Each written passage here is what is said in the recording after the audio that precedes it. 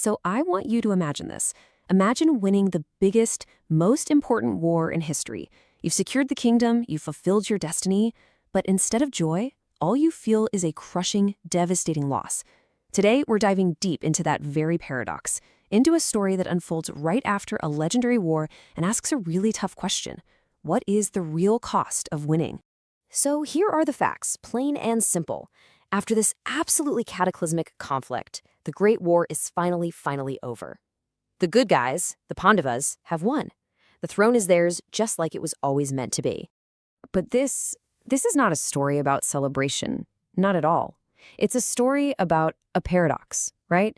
It's about that hollow, empty feeling you get when the price of victory is so unbelievably high that it just completely overshadows the prize itself. And you can hear that feeling perfectly in the words of the victor himself, King Yudhishthira.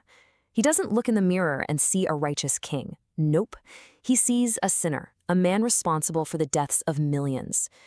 And that right there, that's the emotional core of the story we're getting into. Okay, so let's set the scene. We are not in some grand hall filled with cheering crowds and fanfare. The victors are somewhere much more somber. They've all gathered on the banks of the sacred river Ganges. And the mood, it's just heavy with grief. King Yudhishthira is completely inconsolable. The queens, Kunti and Draupadi, are mourning all the sons and brothers and fathers they've lost.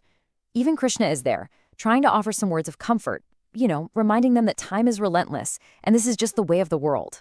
So after all the rites are done and the condolences are offered, you get this fragile sense that maybe, just maybe, they can start to move on. Krishna, who's been their guide and protector through this whole ordeal, decides it's probably time for him to head back to his own kingdom. He gets ready to leave. But just as he's about to go, that quiet grief is just shattered. A piercing cry, a scream of pure terror, cuts right through the air.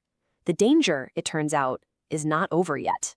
The scream comes from Uttara. She's the widow of the great hero Abhimanyu, and she is pregnant with the family's only heir, the last hope for their entire lineage. And she's screaming that a burning arrow is flying right at her, aimed directly at her unborn child. Now, we are not talking about some ordinary arrow here. This is the Brahmastra.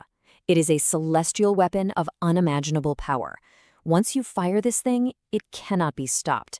And the enemy, Ashwathama, has unleashed it with one final, incredibly cruel goal: to wipe the Pandava family line from the face of the earth forever.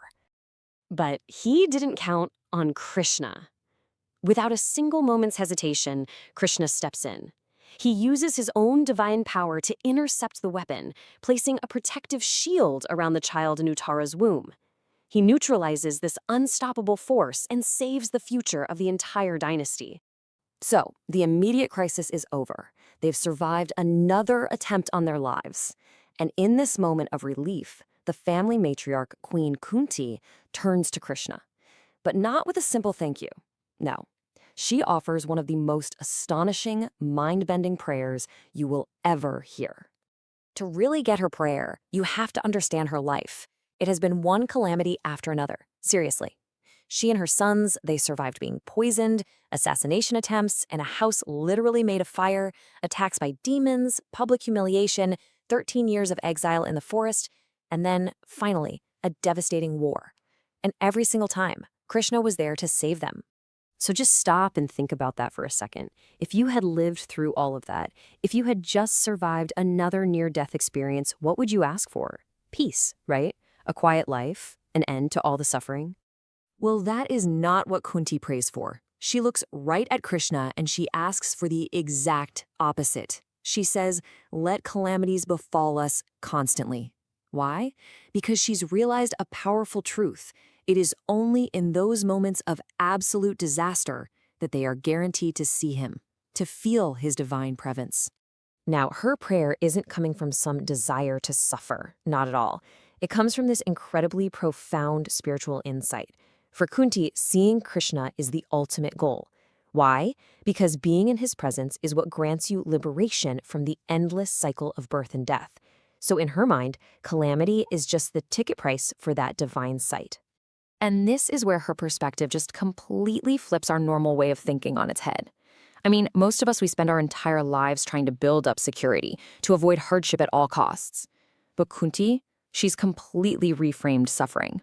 For her, it's not some obstacle to be avoided, it's a spiritual tool, a guaranteed way to remember what truly matters. But while Kunti is finding this higher purpose in all the hardship, her son, King Yudhishthira, is having the exact opposite reaction. He is finding nothing but unbearable guilt in his victory. He is absolutely drowning in remorse. He feels like he's sinned against every single person he ever cared about. His teachers, his family, his friends.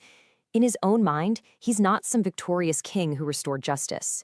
He sees himself as a man condemned to an eternity in hell. And this is the conflict that's just tearing him apart inside. See, the sacred law, the Dharma, is crystal clear on this. A king who fights a righteous war for his people does not get any sin. Everyone, including Krishna, keeps telling him this. But his own conscience is screaming something else entirely. The law might give his head an answer, but it offers his heart zero peace. And you can follow his logic of despair pretty clearly. Step 1. I have committed the terrible sin of killing millions. Okay. Step 2. Can any of these elaborate religious rituals or grand sacrifices wash that sin away? And his conclusion, step 3, is a hard no. To him, trying to wash away the sin of killing with more rituals is like trying to clean muddy water by pouring more mud into it. It's totally futile. And so you end up with these two completely opposing viewpoints born from the exact same events. For Kunti, suffering is a pathway to remembering the divine. Victory is just another one of Krishna's rescues, and the future is a chance for more devotion. But for Yudhishthira, that same suffering is a consequence of his sin.